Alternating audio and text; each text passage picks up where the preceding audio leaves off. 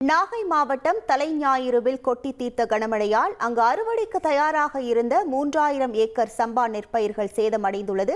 கள விவரங்களோடு இணைகிறார் நமது செய்தியாளர் ஸ்ரீதர். வணக்கம் ஸ்ரீதர். தற்போது அங்கு எவ்வளவு ஏக்கரான சம்பா நெற்பயிர்கள் சேதமடைந்திருக்கிறது? இதனால் விவசாயிகள் என்ன கோரிக்கையை முன்வைக்கிறார்கள்? கள விவரங்கள்.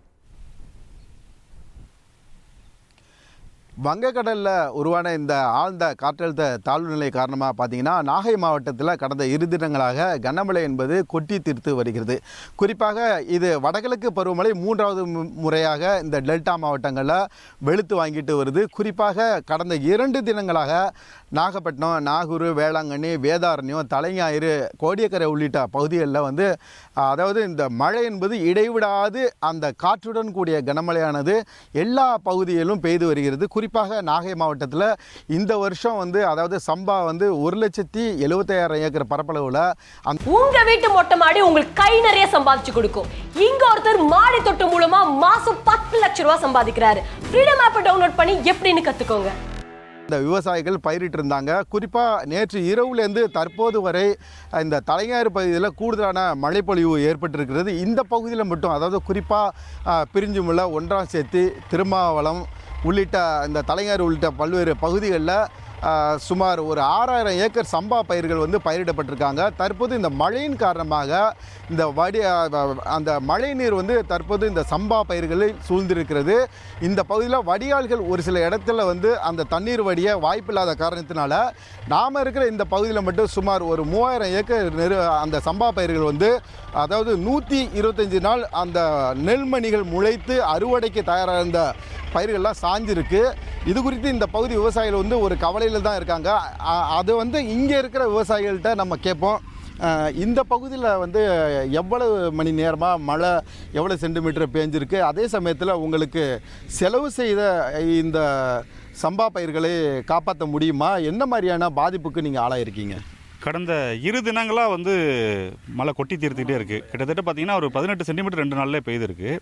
நாங்கள் கடன்லாம் வாங்கி தான் கிட்டத்தட்ட ஒரு 40,000 ரூபா ஒரு ஏக்கருக்கு செலவு பண்ணியிருக்கோம். தனியார்கிட்ட கடன் வாங்கி தான் செலவு பண்ணோம். இப்படி இந்த பயிர் தண்ணியில் இருந்ததுன்னா இது இன்னும் 20 நாள் 25 நாளில் மகசூல் ஏற்படக்கூடிய ஒரு பயிர். இது தண்ணியில் இருக்கிறனால சுத்தமாக அழுகிடும். இன்னும் 2-3 நாள் அது அழுகி முழுமையாக சேதம் அடைஞ்சிடும். அதனால் நாங்கள் என்ன செய்கிறது அப்படின்னு தெரியல. இதற்கு முன்பு பெண்கள் புயலுடைய தாக்கத்திலேயே மிகப்பெரிய ஒரு பாதிப்பு ஏற்படுது இந்த பகுதியில்.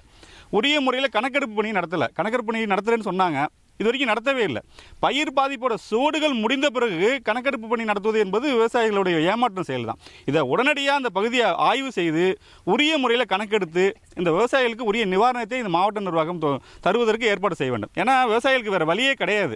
இதை நம்பி தான் இந்த சம்பா ஒருபோக சம்பா சாகுபடி நம்பி தான் இந்த பகுதியில் தலைஞாயிறுகளுடைய அக்ரஹாரம், திருமாலம், பிரிஞ்சுமுலை, ஒன்றாம் சேத்தி, 5ஆம் சேத்தி கிராமங்களில் இருக்கிறாங்க. இந்த விவசாயிகள்லாம் இருக்கிறாங்க. இந்த பாதிப்புனால என்ன செய்கிறது அப்படின்னு தெரியாமல் திகைச்சு போய் நிற்கிறோம். இதை மாவட்ட நிர்வாகம் புரிந்து கொள்ளாமல் கணக்கெடுப்பு பணி என்று ஒரு எழுத்துப்பூர்வமான ஒரு இதை மட்டுமே கொடுக்கறதுனால எந்த வித பயனுமே விவசாயிகள் கிடையாது. இதை எப்படி புரிந்து கொள்வது என்பது எங்களுக்கு தெரியவே இல்லை.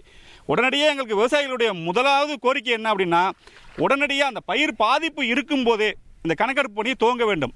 விவசாயிகளுக்கு நாம் குறிப்பாக பார்க்கலாம், இந்த பயிர்கள்லாம் இந்த மழை நீரில் மூழ்கி இருக்குது. இது இந்த கதிரெல்லாம் பார்த்திங்கன்னா இந்த அறுவடைக்கு தயாராக இருக்குது. இந்த அறுவடைக்கு தயாராக இருக்கிற இந்த பகுதியில் தான் இந்த மழை நீர் சூழ்ந்து இந்த சம்பா பயிர்களெல்லாம் சாய்ந்து கிடக்கின்றன. இதை அறுவடைக்கு கொண்டு போகிறதே ஒரு பெரிய சவாலான காரியமாக இருக்குது. இந்த பகுதி விவசாயிகள் முன்வைக்கும் கோரிக்கையே குறிப்பாக 2 முறை இந்த பகுதியில் பாதிப்பை சந்திச்சிருக்கோம்.